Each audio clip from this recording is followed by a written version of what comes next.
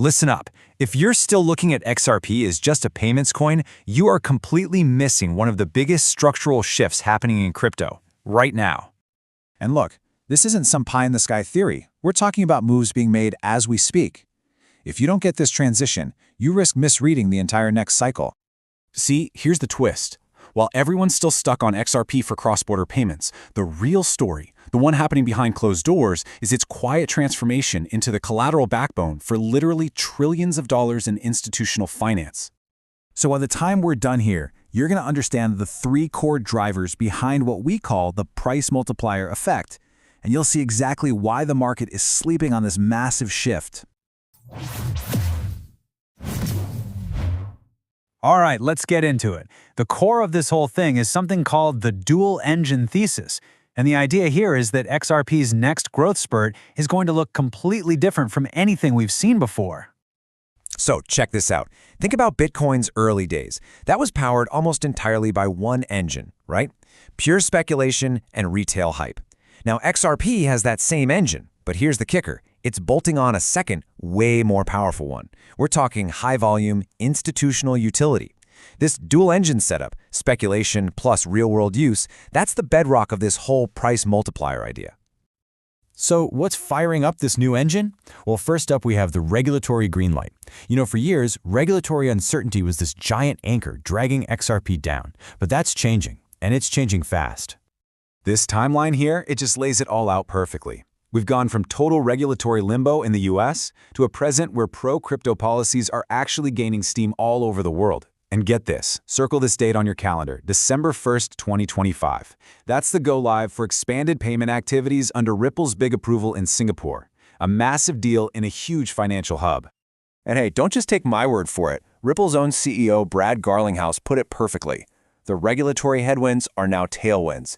This is a fundamental structural change, and the feeling is the market just hasn't priced this in yet, and it's all expected to unfold over the next 6 to 18 months. Okay, so with all this regulatory clarity, how does that actually turn into growth?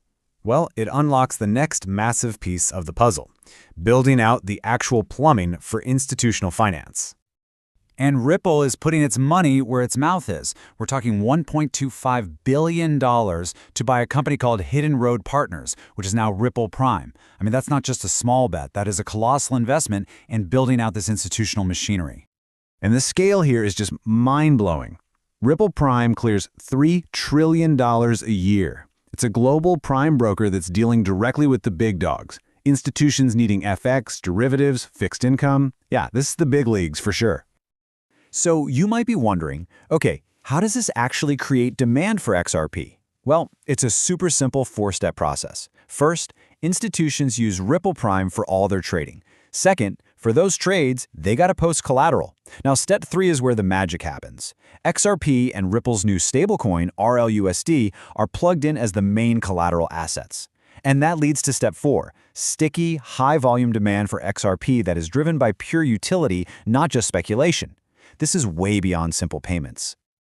By the way, if you're getting value from this kind of insider analysis from us here at Crypto Global News, do us a favor and hit that like, share, and subscribe button, and definitely ring that bell icon so you don't miss any updates as this whole story unfolds. But, building all this institutional plumbing is really only half the battle. The technology underneath it all, the XRP ledger itself, has been getting some serious upgrades to handle all this new demand. Yeah, the XRPL is basically transforming into this full-on DeFi settlement layer for institutions. What does that mean? Well, it now supports stuff like complex credit markets and even on-ledger repo markets, which is just a fancy way of saying secured borrowing and lending for the big guys. And what's really key here is the new smart contract capability. It can now run native AMMs, automated market makers. Just think of those as decentralized trading pools that let you build all sorts of sophisticated financial products right on the ledger. It's the souped-up engine needed to power all this new infrastructure. Okay, so let's recap. We've got regulatory clarity, we've got the institutional infrastructure, and we've got the upgraded tech.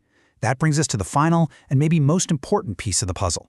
Why does all this mean we have to completely rethink XRP's price?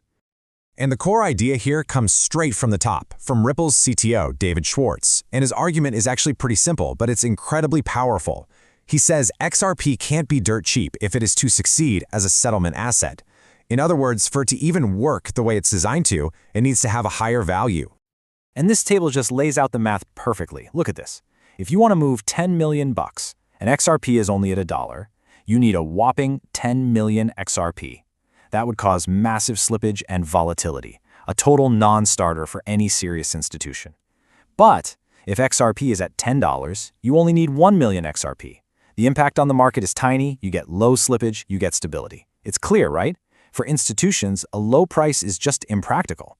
A higher price isn't just a nice to have, it's an absolute necessity for it to function. So when you put it all together, the regulatory tailwinds, that huge institutional on-ramp with Ripple Prime, and the souped-up XRPL, you get what some analysts are calling a waterfall of utility. It's this powerful network effect, and the timeline we're looking at for this to really kick in is somewhere in the next 6 to 18 months. And that leaves us with one final, very important question. As this waterfall of utility really starts to flow, what do you think happens when the market is finally forced to reprice XRP, not based on hype and speculation, but on its actual essential function at the heart of the global financial system? Stay ahead in the crypto market. Subscribe now for the latest global news and updates.